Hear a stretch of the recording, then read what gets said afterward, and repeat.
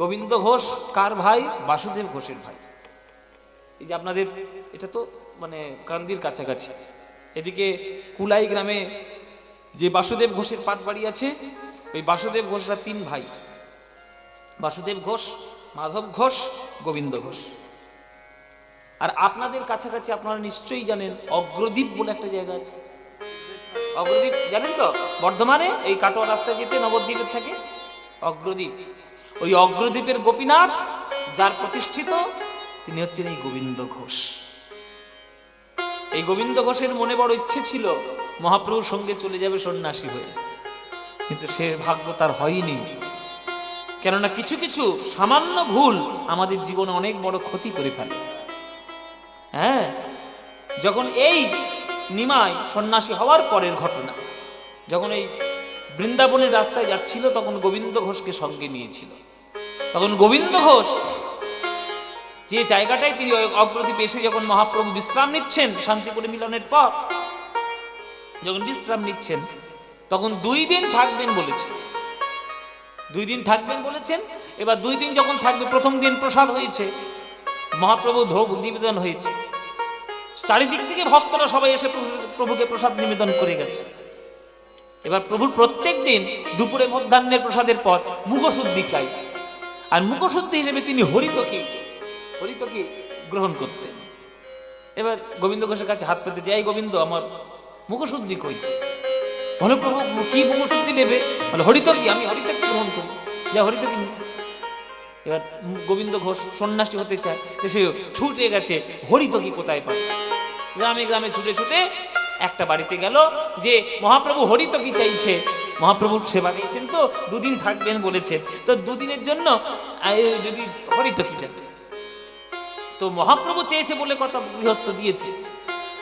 এইবার তখন গোবিন্দ ঘোষ মনে মনে ভাবছে যে প্রভু বলেছেন 2 দিন থাকবেন, তা আজকেও তাহলে একটা নিশ্চয়ই নেবেন, কালকেও তাহলে আরেকটা নিশ্চয়ই নেবেন, তা কালকে আবার সেই ঘুরে ঘুরে আসবো, আজকে 2টো নিয়েই যাই সঙ্গে, একটা কোমরে গুঁজে রেখে দেবো, একটা আজকে দেবো, একটা কালকে দেবো। এই হচ্ছে তার সামান্য মাথার ভুল হয়ে গেল, সিদ্ধান্তে ভুল হয়ে গেল। 2 খানা হরিতকি সংগ্রহ করে একটা সঞ্চয় করে নিজের কাছে রাখলেন, আর একটা আজকের প্রথম দিনে প্রসাদের পরে দিলেন। দেওয়ার পর সেদিনটা পার হয়ে গেল, দ্বিতীয় দিন পড়েছে। এবার দ্বিতীয় দিন যথারীতি খুব হরিনাম সংকীর্তন হলো, খুব মহানন্দে মহাপ্রসাদ বিতরণ হলো, প্রসাদ মহাপ্রভু গ্রহণ করলেন, আবার হাত পেতেছে। যেই আবার হাত পেতেছে সঙ্গে সঙ্গে কোমর থেকে নিয়ে হট করে দিয়েছে মহাপ্রভুর হাতে। প্রভু বলছে কি ব্যাপার, কালকে হরিতকি একটা জোগাড় করতে গিয়ে তোমার কাল ঘাম ছুটে গেল, এত দেরি হলো, আজকে কি কোনো ভক্তকে দিয়ে গেছিল নাকি? হ্যাঁ, দিয়ে গেছিল নাকি? বলে কে? বলে না না, কেউ দিয়ে যায়নি। তাহলে পেলে কোত্থেকে? ওই যে বললাম, আমি কালকে যখন হরিতকি সংগ্রহ করতে গেছিলাম প্রভু, আমি মনে মনে ভাবলাম যে আবার আসবো কষ্ট করে এত দূর পর্যন্ত, তো কালকেই আমি 2টো হরিতকি আমি সঙ্গেই করে নিয়ে এসেছিলাম, একটা কালকে দিয়েছি, একটা আজকে দিয়েছি, ব্যাস। মহাপ্রভুর একবারে মাথা আগুন হয়ে গেল। কি সঞ্চয় করেছে তুমি, আর এই তোমার মনের বাসনা, তুমি আমার সঙ্গে সন্ন্যাসী হবে? জানো না সন্ন্যাসীর কি কঠিন নিয়ম? এক সন্ন্যাসী যদি এক গৃহস্থের বাড়িতে 1 রাত থাকে, তারপরের রাতে সে থাকতে পারবে না। একটা গাছের তলায় সে যদি আজকে থাকে, কালকে সেই গাছের তলায় থাকতে পারবে না। আমি কালকে ওইখানে ছিলাম, আমি আজকের এইখানে অবস্থান করছি। গ্রাম হয়তো একই, কিন্তু স্থান আমার আলাদা। আর তুমি আমার পথের সন্ন্যাসী হবে বলে, আমার সঙ্গে সন্ন্যাসী হবে বলে তুমি কালকে 2টো হরিতকি সংগ্রহ করে নিয়ে এসছো, মানে তোমার মনের মধ্যে থেকে এখনো সংসার বাসনা এখনো মুক্ত হয়নি। গোবিন্দ ঘোষ সন্ন্যাসীর নাহি গো কভু সঞ্চয়ে অধিকার, অতএব অগ্রদ্বীপে আমি তোমায় কইলাম তিরস্কার, আমি কইলাম তিরস্কার। প্রভু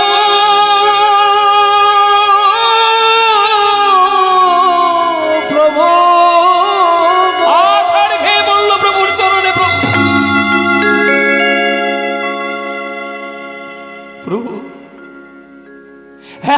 শাস্তি তুমি আমায় দিও না, তোমার দুটো পায়ে পড়ি।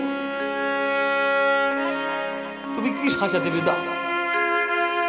আমি অন্যায় করেছি, আমি অপরাধ করেছি, তুমি আমায় যা সাজা দিতে আমি সব মাথা পেতে নেবো, কিন্তু তোমার সঙ্গ ছাড়া তুমি আমায় করো, তুমি সঙ্গ ছাড়া করো না, তোমার দুটো পায়ে পড়ি প্রভু। আমার বড় মনের বাসনা, আমি তোমার সঙ্গেই থাকতে চাই সন্ন্যাসী। না, সম্ভব নয় গোবিন্দ, কারণ আমি যদি তোমাকে সঙ্গে নিই, আমি সম্পূর্ণ সন্ন্যাসী জাতিকে আমি অপমান করব। আমি একের জন্য আমি পুরো ধর্মটি, সন্ন্যাস ধর্মকে আমি কলঙ্কিত করতে পারবো না। তোমাকে আমি আর সঙ্গে নিতে পারবো না, তোমাকে এইখানেই থাকতে হবে। যাও, সংসার করার যখন বাসনা, সংসারই করো, আমার সঙ্গে আর থাকা যাবে না। প্রভু তাকে তিরস্কার করে চলে গেলেন, আর সঙ্গে নিলেন না। গাছের গোড়ায় মাথা ঠুকে ঠুকে আজকের গোবিন্দ কাঁদছে, কত বড় ভুল করেছি আমি, আমার প্রভুর চরণ আমি ছাড়া হয়ে গেলাম। যে দেহটা প্রভুর সেবা করতে পারলো না, সে দেহ থেকে রাখি না, এ দেহ আমি রাখবো না। এই যে সুরধনী গঙ্গার জল, এই গঙ্গার জলে আমি ডুবে মরবো, এই বলে সেই সুরধনী গঙ্গার জলে ঝাঁপ দিয়ে পড়েছে। যতবার ঝাঁপ দিয়ে পড়তে যাচ্ছে, মনে হচ্ছে যেন একটা নৌকার উপরে এসে পড়ছে, কোন একটা পাথর এসে ধাক্কা দিচ্ছে। যতবার ঝাঁপ দিতে যাচ্ছে, ততবার একটা পাথরের সঙ্গে ধাক্কা হয়ে যাচ্ছে। বিরক্ত ব্যাপার, মরতেও পারছি না, কি আমায় এমন বাধা দিচ্ছে। সঙ্গে সঙ্গে দেখছি একটা কালো একটা কাঠ, ও কাঠ এসে আমাকে বাধা দিচ্ছে। কাঠটা ভালো করে তুলে নিয়ে পাড়ের উপরে রেখে দিচ্ছে, দিয়ে আবার ঝাঁপ দিতে গেছে। তখন দৈববাণী হচ্ছে, গোবিন্দ ঘোষ আত্মহত্যা মহাপাপ। 84 লক্ষ জনে ভ্রমণ করার পর কত ভাগ্যে তুমি পূর্ণ সুস্থ মানব দেহ পেয়েছ। মনুষ্য জন্ম লাভ করা তো সোজা নয়। সন্ন্যাসী হয়েও যেমন ঈশ্বর সেবা করা যায়, সংসারী হয়েও ঈশ্বর সেবা করা যায়। তোমার মনের মধ্যে সঞ্চয়ের বিন্দুমাত্র ইচ্ছা যখন রয়েছে, তুমি সংসারই করো। কে বলেছে সংসার করলে ভগবান পাওয়া যায় না? সংসার যদি সংসারের মতো করতে পারো, তাহলে ভগবানও সন্তান হতে পারে। তার প্রমাণ সতী অনুসূয়া রয়েছে, শ্রীবাস পণ্ডিত রয়েছে, মহারাজা জনক রয়েছে, বলি রয়েছে, প্রহ্লাদ রয়েছে, এরা সবাই সংসারী ভক্ত। তাই তোমার আত্মহত্যা করার কোনো প্রয়োজন নেই। যে পাথরটা তুমি তুলে নিয়ে পাড়ের উপরে রেখেছ, ওই পাথর থেকে একটা মূর্তি তৈরি করো গোপীনাথের, ওই গোপীনাথের মূর্তি তুমি সেবা করো। প্রভু ওটা পাথর নয়, ওটা কালো কাঠ। ওটা কালো কাঠ নয়, তুমি ভাবের গতিতে একটা পাথর তুলে নিয়ে গেছো কাঠ মনে করে। দেখো গিয়ে ওটা একটা কোষ্ঠী পাথর। ভাবতে পারছেন? ভাবের গতিতে পাথরটাকে তুলে নিয়ে গেছে কাঠ মনে করে, সে ভারী হোক আর হালকা। সেই পাথর থেকে মূর্তি বানিয়েছিল, সেটা গোপীনাথের মূর্তি। সেই গোপীনাথকে নিজের সন্তান মনে করে সেবা করতেন। বিয়ে করেছিলেন, তার একটা সন্তান হলো গোবিন্দ ঘোষের। মনে মনে ভাবলো, অজামিলের মতো যদি আমার নামটা ওই মরণকালে নেওয়া হয়ে যেতে পারে, তাহলে আমার ছেলেটার নামও রাখি গোপীনাথ। মন্দিরের ঠাকুরের নাম গোপীনাথ, নিজের ছেলের নামও গোপীনাথ। গোপীনাথ গোপীনাথ গোপীনাথ। মায়ার সংসার তো। ধীরে ধীরে পাথরের মূর্তি ছেড়ে ধীরে ধীরে রক্ত মানুষের গোপীনাথের দিকে মন এগোচ্ছে। তখন গোবিন্দ ওই গোপীনাথের যত সেবা করে, নিজের ছেলেটাকেই বেশি ভালোবাসে। একেও বলে গোপীনাথ, ওকেও বলে গোপীনাথ। এখন উপরে ভগবান বসে মনে মনে ভাবছে, সর্বনাশ, কাকে ডাকছে, আমাকে না ছেলেকে? তাহলে একটা লীলা খেলা খেলি, একটু সরিয়ে নি, কাকে ভালোবাসে একটু দেখি, আমাকে বেশি ভালোবাসে না নিজের ছেলেটাকে বেশি ভালোবাসে, একটু সরিয়ে নি। 5 বছরের গোপীনাথকে তুলে নিল ভগবান। অজানা রোগে মৃত্যুবরণ করলো তার রক্ত মাংসের ছেলেটি। চোখের সামনে ছেলে মরে পড়েছে। গোবিন্দ ঘোষ থরথর করে কাঁপছে। মন্দিরে সেই ছেলেটাকে কোলে তুলে নিয়ে গিয়েছি। গোপীনাথ, এ তুই কি করলি? কি করলি গোপীনাথ? তুই যদি মেরে ফেলবি তাহলে দিলেই বা কেন আমার সন্তানটিকে? যেমন তোর কালো রূপ তেমন মনটাও তোর কালো। তুই যেমন কালো গোপীনাথ, তোর মনও তোর তেমন কেমন কালো। তোকে আমি আর কোনোদিন পুজো করব না, বন্ধ করে দিলাম তোর পুজো। তুই আমাকে সংসারের মধ্যে নিয়ে এসেছিস, তুই আমাকে সন্তান দিয়েছিস, আবার সেই মায়া যখন আমার সন্তানের প্রতি বেড়েছে তুই কেড়ে নিয়েছিস। তোর এত বড় পাষাণ মন, আমি তোর পুজোই করব না কোনোদিন। যা, মন্দিরের দরজা বন্ধ করে দিলাম।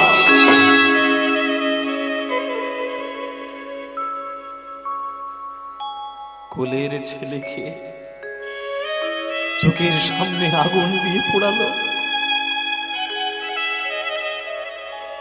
মন্দিরও বন্ধ, শুধু মায়ার স্মৃতি নিয়ে বসে রয়েছে। ছেলের কাপড় জামাগুলোকে দেখছে আর মনে মনে কষ্ট পাচ্ছে, আমার গোপীনাথটা কোথায় গেল? গভীর রাত্রে কাঁদছে গোবিন্দ ঘোষ। মধ্যরাত, দরজা খুলে গেল মন্দিরের। মন্দিরের গোপীনাথ ধীরে ধীরে এগিয়ে আসছে ভক্তের কাছে। বাবা, বাবা, কে? বাবা, কে বলল?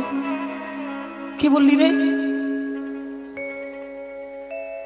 আমি তোমার বড় ছেলে। বড় ছেলে? আমার তো একটাই ছেলে ছিল, তাও সেই মন্দিরের গোপীনাথ আমার ছেলেটাকে কেড়ে নিয়েছে। তুই আমার কোন ছেলে? বলে ওই সেই মন্দিরের গোপীনাথই আমি তোমার। আমি তোমার বড় ছেলে নই। গোপীনাথ, তুই এসছিস? কেন এসছিস? কেন এসছিস এইখানে?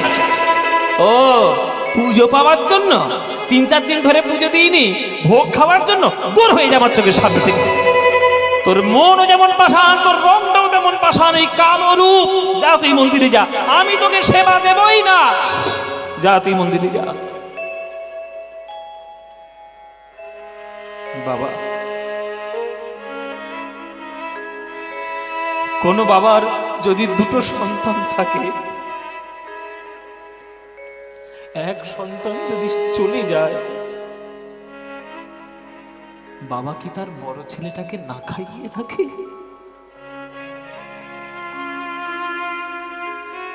আজ 3 দিন হয়ে গেল বাবা, আমি অভুক্ত আছি। আমার বড্ড খিদে পেয়েছি বাবা,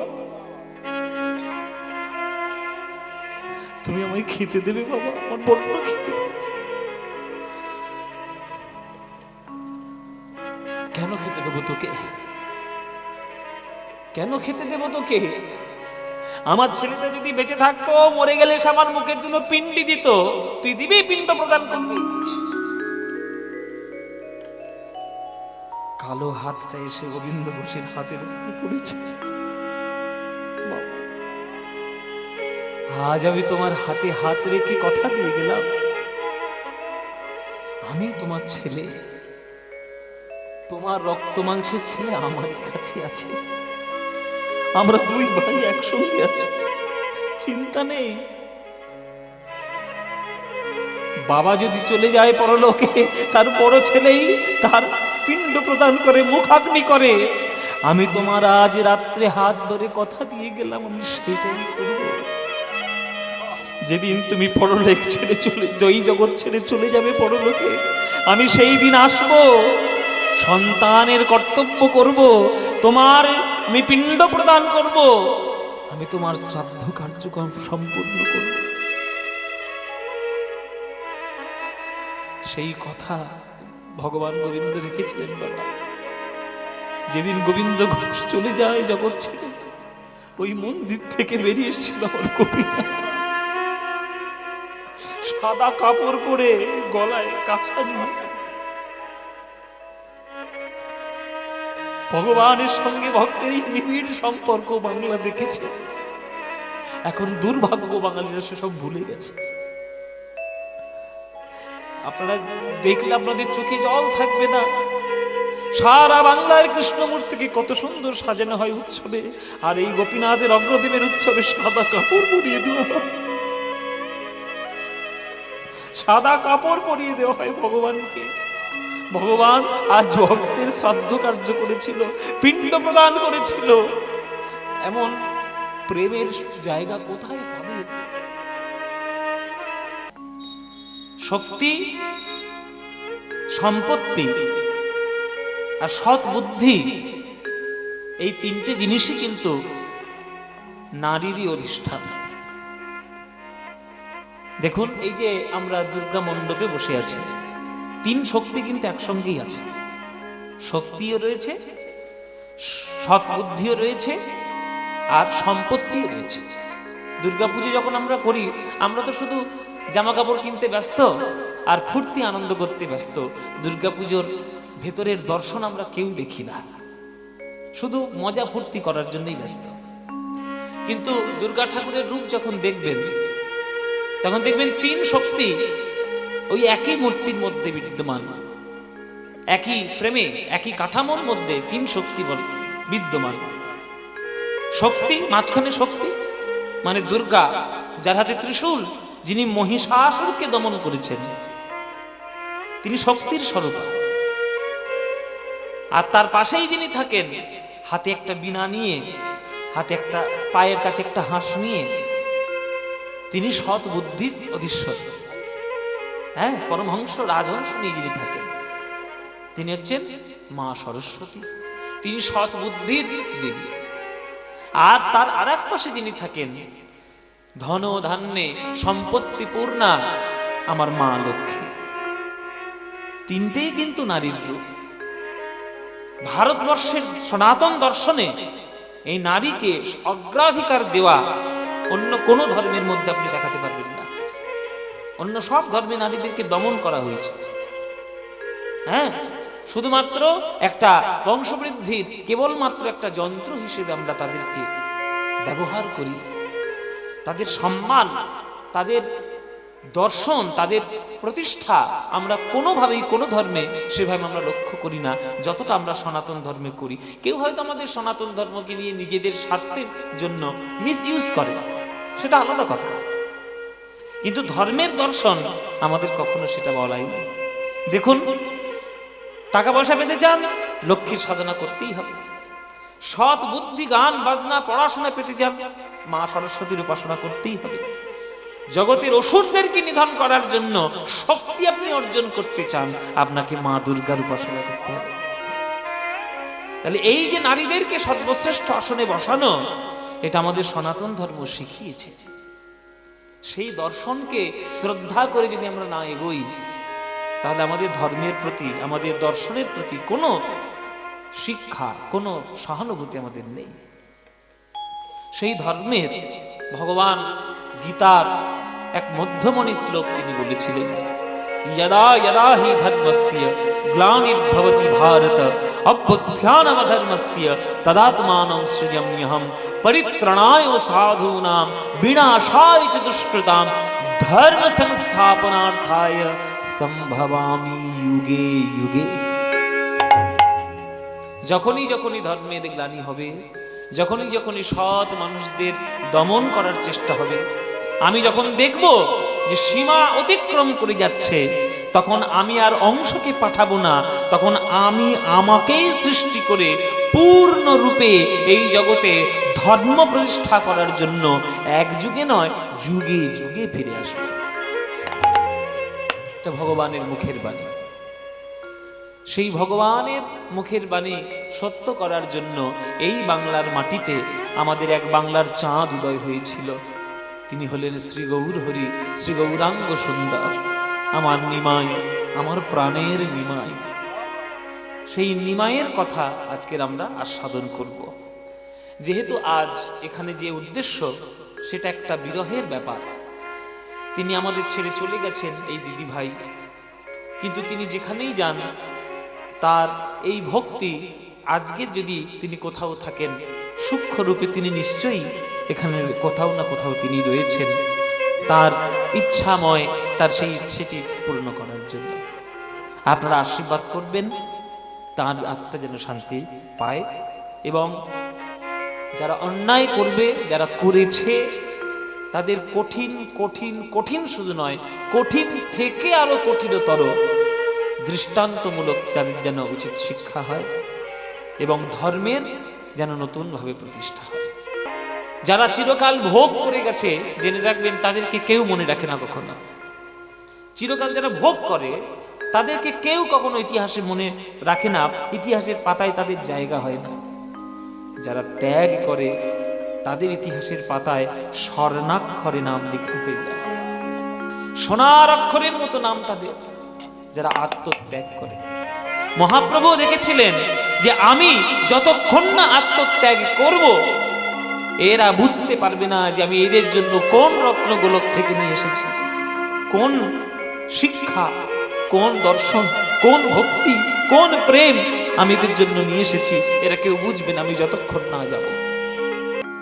প্রাণের মুকুন্দ হে তোমরা কি শুধাও আমায়, প্রাণের মুকুন্দ হে তোমরা কি শুধাও আমায়। ইকোটা কম করো, রিভার্বটা কমিয়ে দাও।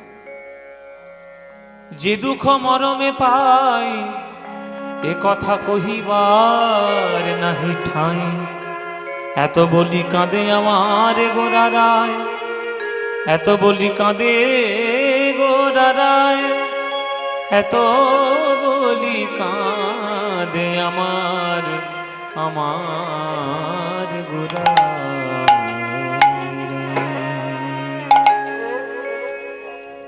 আজ মহাপ্রভু মনের কথা প্রাণের বন্ধুর কাছে তুলে ধরছে। সেই প্রাণের বন্ধুর নাম হচ্ছে মুকুন্দ।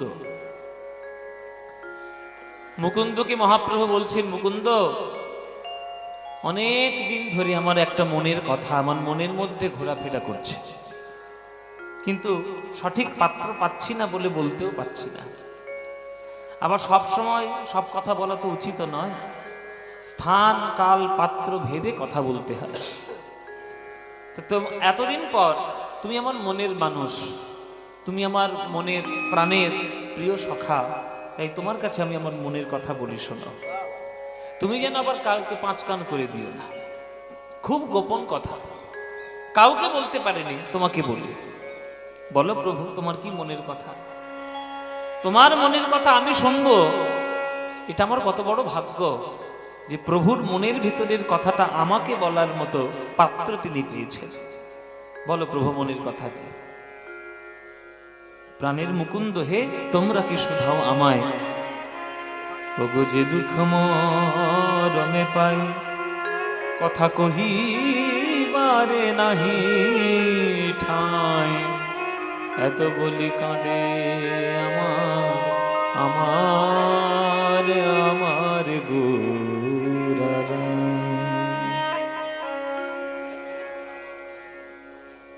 এত বলি কাঁদে আমার গোরারায়, কাঁদে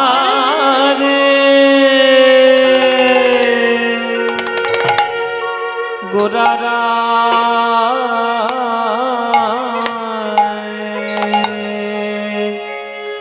কাঁদে গোরারায়, এত বলি কাঁদে কাঁদে আমার গোরারায়, এত বলি কাঁদে গোরারায়,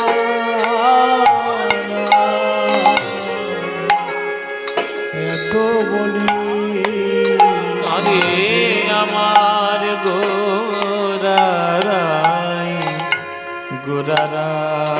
গোরারাই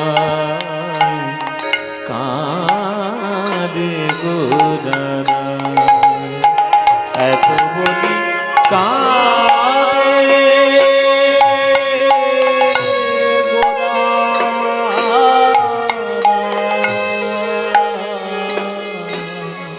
যে দুঃখ মরমে পাই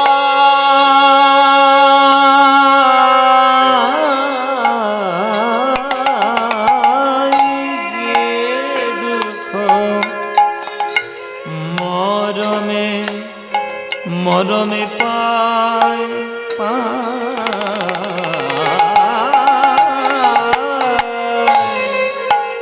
কথা কহিবার নাহি ঠাঁই কহিবারে নাহি ঠাঁই প্রাণের গোরারাই মনের কথা বলি শোনো মনের কথা বলি শোনো যে কথায় আমি আজ পর্যন্ত কাউকে বলি নাই ওগো মুকুন্দ তোমার কাছে সেই মনের কথা বলবো অনেক আশা নিয়ে ওই গোলক থেকে আমি এই নিচে এসেছি ধুলা মাখা কাদা মাখা ভক্ত পদধূলি পাওয়ার জন্য ভক্তের চরণে ধুলি অঙ্গে মাখার জন্য ওগো প্রাণের মুকুন্দ আমার মনে হয় সেই আশা বোধ হয় আমার পূর্ণ হলো না প্রেম দেওয়া বোধ হয় আমার হলো না হরিনাম বলা হলো না কত বুকে ভরা আশা দিয়ে ও গো প্রাণের মুকুন্দ হে প্রাণের মুকুন্দ হে হে মনের আশা পূরণ হলো না ওগো মুকুন্দ হে বল যে দুঃখ মরমে পাই কথা কহিবার নাহি ঠাঁই ওগো কাঁদে গোরারাই কাঁদে কাঁদে গোরারাই এত বলি কাঁদে ওই কাঁদে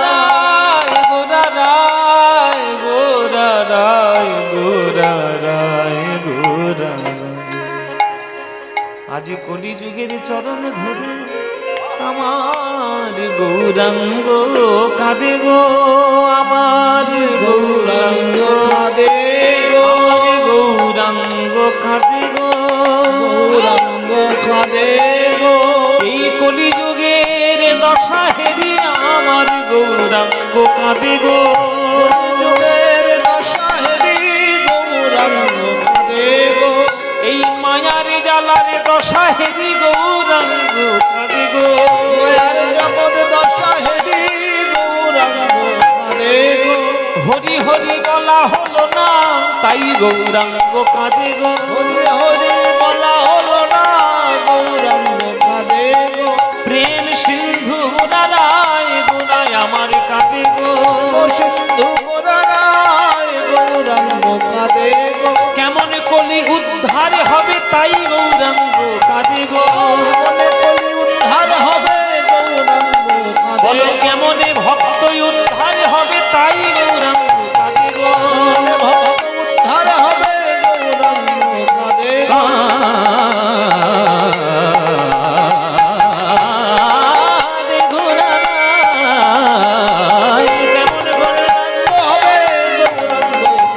হাতে ধরে পায়ে পড়ে গৌরাঙ্গ কাঁদে গো হাতে ধরে পায়ে পড়ে গৌরাঙ্গ কাঁদে গো মনের কথা বলি শোনো গৌরাঙ্গ কাঁদে গো মনের কথা বলি শোনো গৌরাঙ্গ কাঁদে আজ হরি হরি না বলিয়া হরি হরি হরি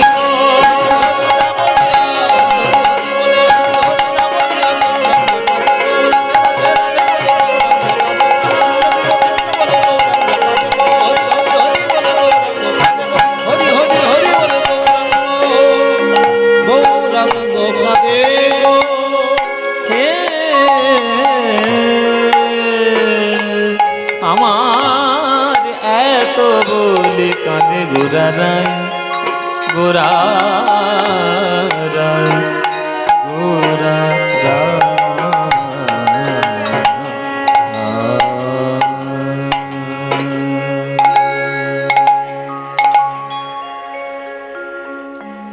यदा यदा हि धर्मस्य ग्लानिर्भवति भारत अभ्युत्थानम् अधर्मस्य तदात्मानं सृजाम्यहम् परित्राणाय साधूनां विनाशाय च दुष्कृतं धर्म संस्थापनार्थाय संभवामि युगे युगे संभवामि युगे।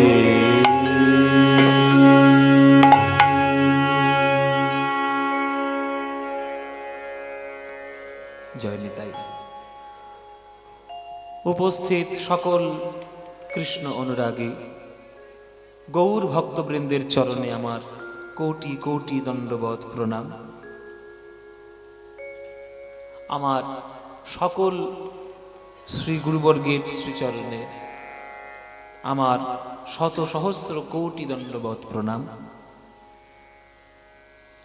এই গোবরহাটি গ্রামের আজ এই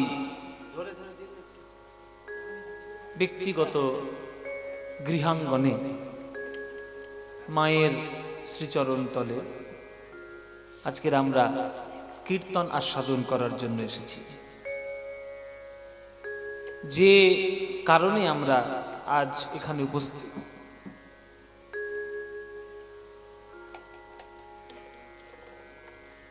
যে